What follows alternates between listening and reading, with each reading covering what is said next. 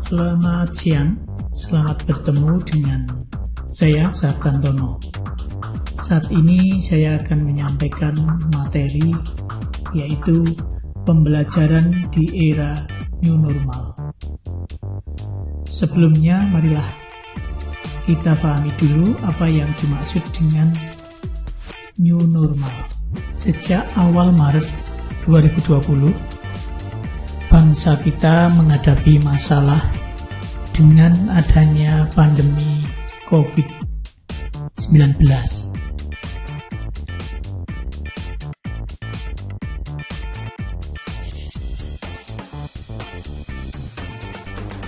Untuk menghindari penularan yang lebih banyak atau menghindari penyebaran yang lebih luas, dan guna memutus mata rantai penyebaran virus COVID-19, maka pemerintah mengambil kebijakan pembatasan sosial berskala besar, yaitu masyarakat diminta untuk tetap tinggal di rumah, melakukan segala aktivitas di rumah. Para siswa, mahasiswa, semuanya belajar di rumah. Guru menyampaikan materi pelajaran juga dari rumah. Para pegawai, para karyawan, semuanya diminta bekerja dari rumah. Dalam beribadah pun, kita diminta untuk melaksanakan ibadah kita di rumah.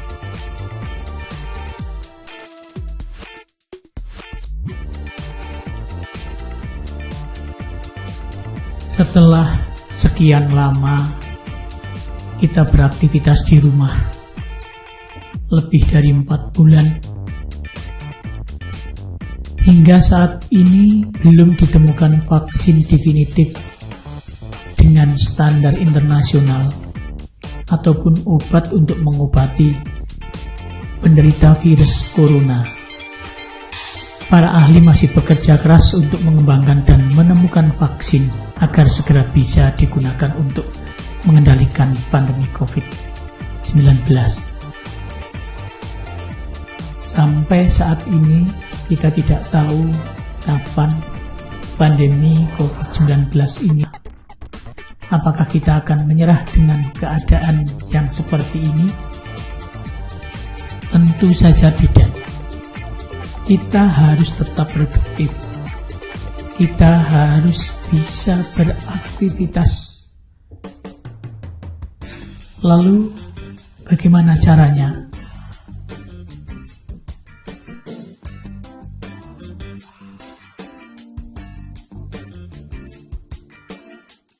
Kita harus tetap beraktivitas seperti biasa. Kita harus tetap produktif. Tetapi kita harus aman dari COVID-19. Untuk itu, kita harus melaksanakan tatanan kehidupan baru atau yang sering disebut dengan new normal.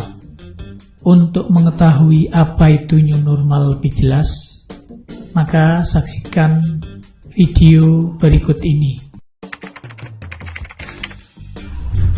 Econers, belakangan ini sering kita jumpai istilah new normal atau kenormalan baru.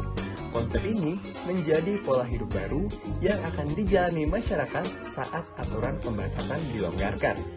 Sebetulnya, apa sih konsep new normal ini? New normal adalah beradaptasi terhadap lingkungan dalam bentuk penyesuaian perilaku masyarakat untuk kembali beraktivitas normal dengan tetap mengedepankan protokol kesehatan agar Indonesia bisa segera memenangi COVID-19 dari aspek kesehatan maupun sosial ekonomi. Mengapa kita butuh kenormalan baru? Saat ini, tingkat infeksi dan kematian akibat COVID-19 masih belum signifikan penurunannya. Di sisi lain, keadaan ekonomi juga kian melemah. New normal dilakukan sebagai upaya untuk memperbaiki kedua aspek tersebut secara beriringan. Lalu, bagaimana kita sebagai masyarakat menghadapi masa new normal? Pertama-tama, ubah perilaku kita menjadi lebih disiplin dan taat.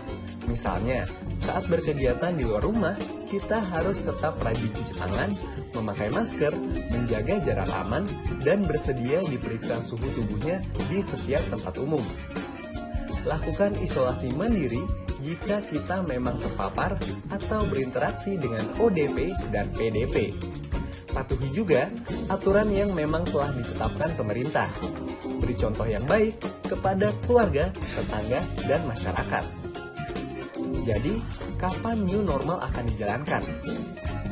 Ada prasyarat yang harus dipenuhi suatu daerah agar bisa menerapkan konsep ini. Pertama, jumlah kasus positif dan jumlah kematian berkurang. Kedua, kapasitas pelayanan kesehatan tersedia dengan baik. Ketiga, dunia usaha sudah siap dengan SOP atau aturan baru di tempat kerja. Dan terakhir, masyarakat makin disiplin dengan penerapan protokol baru berkegiatan. Nah, syarat-syarat tersebut harus dipenuhi agar second wave atau gelombang kedua COVID-19 tidak terjadi.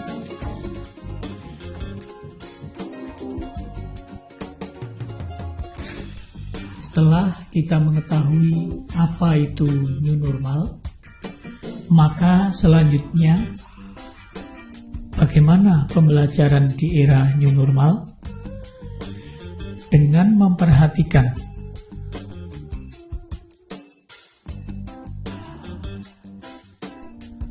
yang pertama, usulan dari Ikatan Dokter Anak Indonesia, yaitu dengan memperhatikan pandemik wabah COVID-19 yang belum melandai dan masih fluktuatif, maka Ikatan Dokter Anak Indonesia meminta kepada pemerintah agar tetap belajar dari rumah. Yang kedua, Surat Edaran Menteri Pendidikan dan Kebudayaan Republik Indonesia nomor 4 tahun 2020 tentang pelaksanaan kebijakan pendidikan dalam masa darurat penyebaran coronavirus COVID-19.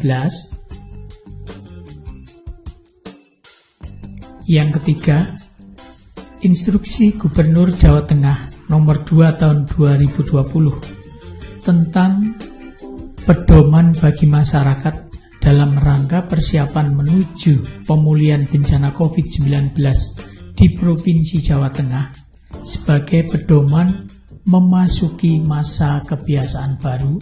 Yang keempat, Keputusan Kepala Dinas Pendidikan Provinsi Jawa Tengah nomor 421/07128 tahun 2020 tentang petunjuk teknis penyelenggaraan pembelajaran pada satuan pendidikan SMA, SMK, dan SLB sesuai dengan kebiasaan baru, maka untuk pelaksanaan pembelajaran pada awal tahun pelajaran 2020-2021 dengan memperhatikan hal-hal sebagai berikut.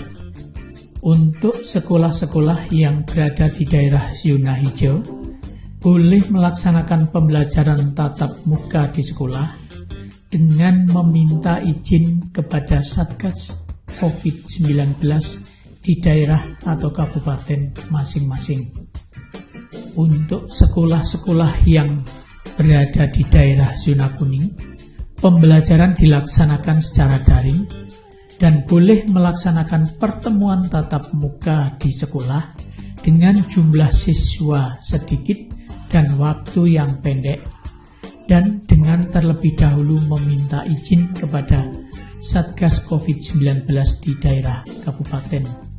Untuk sekolah-sekolah yang berada di daerah zona merah, tidak boleh melaksanakan pembelajaran tatap muka di sekolah. Pembelajaran dilaksanakan dengan sistem daring atau siswa belajar dari rumah.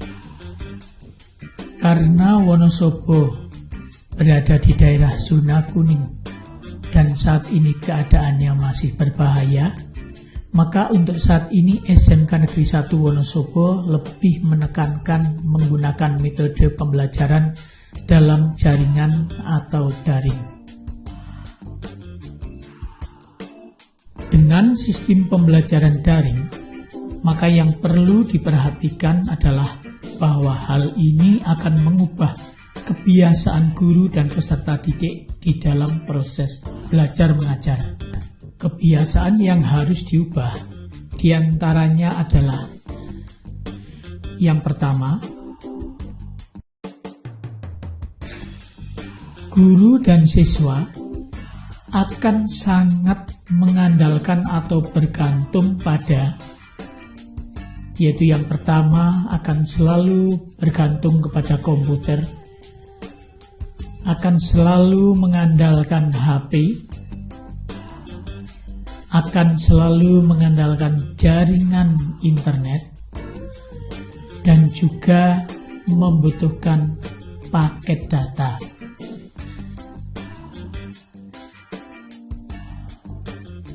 Yang B, guru dan siswa harus mampu mengubah gaya dan strategi di dalam belajar mengajar.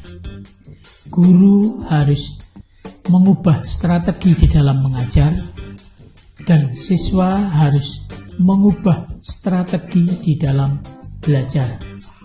Kemudian C, guru dan siswa harus mampu mengubah gaya komunikasi dalam pembelajaran. Siswa tidak lagi bisa bertanya secara langsung kepada guru dalam tatap muka. Guru juga tidak bisa berdiskusi dengan siswa secara langsung dengan tatap muka, tetapi semuanya itu dilakukan melalui jaringan internet.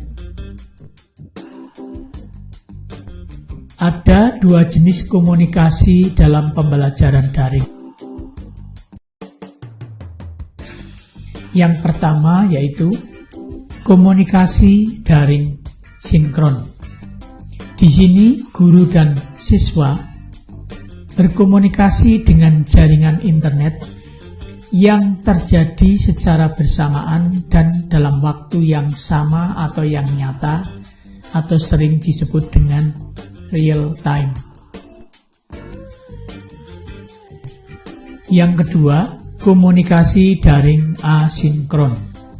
Di sini siswa melakukan komunikasi dengan jaringan internet, namun dilakukan secara tunda atau tidak bersamaan.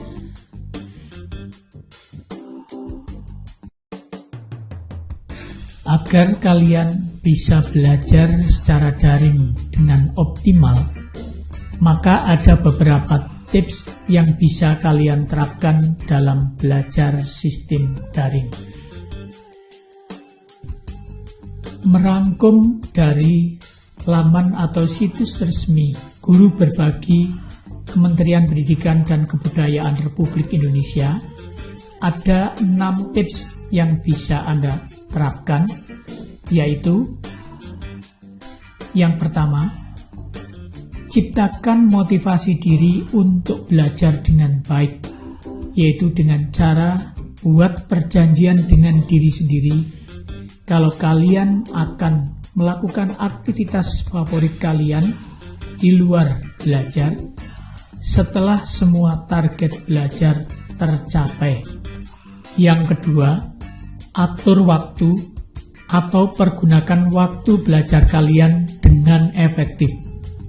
Tentukan target harian dan jam belajar kalian setiap paginya.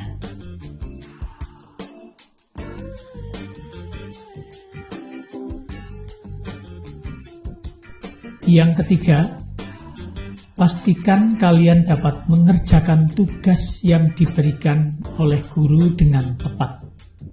Jika belum mengerti, bertanyalah kepada teman kalian melalui aplikasi chat, SMS, atau telepon. Pastikan kalian sudah menyiapkan HP atau laptop, koneksi internet yang stabil, serta kuota yang cukup. Yang keempat, tanya orang lain meskipun tidak bertemu secara langsung. Kalian bisa tetap berkomunikasi dengan orang-orang terdekat kalian untuk membantu proses belajar kalian. kalian juga bisa berdiskusi tentang tugas dan materi pelajaran. Yang kelima, ulangi materi pelajaran yang Anda pelajari untuk memahami. Diskusikan materi yang dipelajari dengan teman-teman kalian di grup chat. Buat rangkuman yang dapat membantu kalian untuk mengulang kembali materi tersebut di waktu yang akan datang. Dan yang keenam, setelah kalian mencoba strategi belajar ini, lanjutkan dan perbaiki. Renungkan kembali apakah pola ini berhasil bagi kalian. Jika belum berhasil, cari penyebabnya supaya belajar kalian lebih optimal. Demikian materi yang bisa saya sampaikan. Mudah-mudahan bermanfaat bagi belajar kalian. Selamat siang, sampai bertemu pada waktu yang akan datang. Semoga kesuksesan selalu menyertai kalian semua.